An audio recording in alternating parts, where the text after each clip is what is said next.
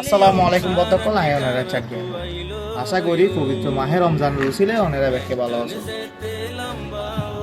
এই রমজানের উসিলায় অনেরা আর পার্শ্ববর্তী দেশ বার্মার আরকান রাজ্যের রোহিঙ্গা মুসলমান যারা আছে তারাল্লাই অন্তত একবার আল্লাহ দরবারে কাজ করি যাতে তারা দেশ তারা রাজ্য তারা সোনার আরকান ফিরে পায়।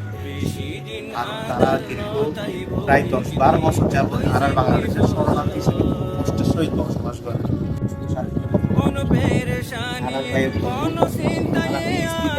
মুসলমানের লাই আরব পশ্চিম গাজার মুসলমানের